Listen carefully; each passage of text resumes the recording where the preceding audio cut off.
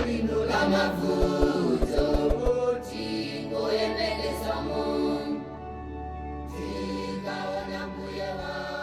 been a lot of focus on France these last few months because of what has been happening in what is known as Francophone Africa. France-Afrique, if you recall. France-Afrique, yes. Yes. But I'm just wondering, is there a deeper story behind the story that no one else is either aware of or is not telling? What would be your take on that? Well, I hope you have some tissue. We're going to peel away the onion skins. It's going to move us to tears. First of all, I'll take you to 2008. For when we have faced down impossible odds, when we've been told we're not ready, or that we shouldn't try, or that we can't, generations of Americans have responded with a simple creed that sums up the spirit of a people. Yes, we can. Yes, we can. Yes, we can. This speech was given by Barack Obama to his supporters on the 8th of January 2008. He just lost the New Hampshire's Democratic primary to Hillary Clinton. And so this was just a rallying call. And it popularly became known as the Yes We Can speech. It became a defining moment in his presidential campaign. Despite losing that primary in New Hampshire, he went on to win the Democratic Party's presidential nomination and later the presidential election in that year, becoming what I think is going to be germane to our conversation today, the first president of African descent. Right. So, yes, you have brought up the issue of France-Afrique. Yes. I want to see if I can weave something here with Obama's presidency and basically the American administration with Africa. From the 21st of November 2013 to 22nd February 2014, a wave of demonstrations and civil unrest during his presidency led to a change of government in Ukraine. How did that happen, by the way? Was that through democratically held elections, or was it? Well, how did that happen? There had been a series of what they were called color revolutions, and then the revolutions had led on to other events. And in the case of Ukraine,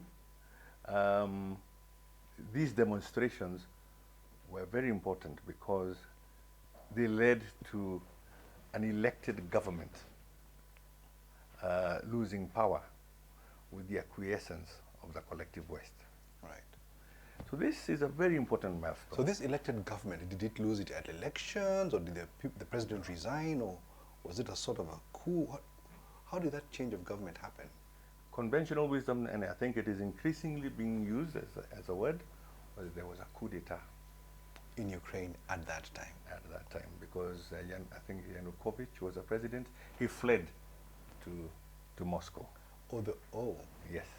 So this singular event, although this is really not part of our discussions today, led to a spate of coups d'etat in Africa. In Africa. Inimical to the interests of the collective West. So did they just happen at the same time, or do you think there was a linkage between the unrest in Ukraine and then the subsequent unrest in Africa? In fact, what is interesting is many of them have taken place when Obama's vice president ascended to high office. So let's have a look at them. So are we saying nothing really happened during the Trump administration? There was some activity. There was certain activity. The first one would have been a coup d'etat in 2020. Whose administration would that be? 2020 definitely is Donald Trump, because that was the time of COVID. Yes. So on the 18th of October, that in 2020, a certain Assimi Goïta took power in Mali.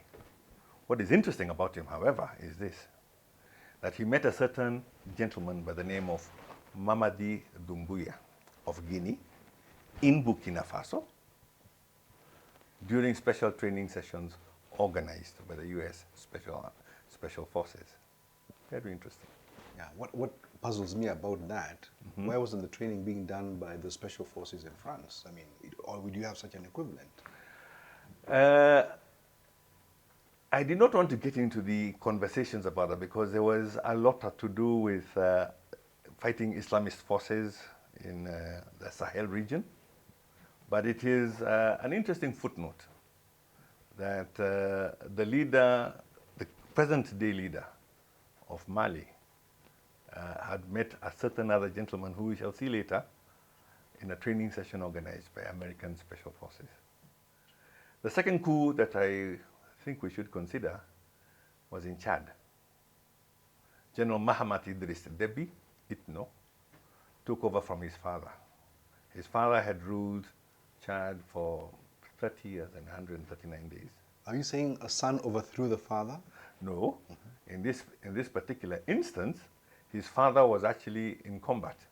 He was, he was fighting forces in rebels called FACT.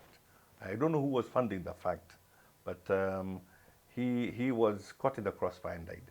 That was in Chad, followed by a third coup. This is in Guinea, where we had mentioned a certain Mamadi Doumbouya. Okay, this Guinea, how many Guineas are there? But there's Guinea Equatorial, Guinea-Bissau, are they all the same? Which Guinea is this? This is the Francophone Guinea. There is the Equatorial Guinea, which is Hispanic.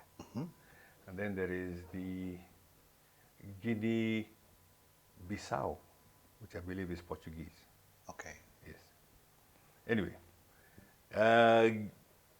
Mamadi Doumbouya, he met Assimi Goïta of Mali in that very famous training session I had spoken about earlier, conducted by the U.S. Army Special Forces. It's just an interesting footnote. And you had asked me whether there was a French thread running through this. Clearly, we're beginning to see an American thread. Aha. Yes, food for thought. Seeing how American-trained generals and so on end up being leaders of coups and taking over the leadership of the country.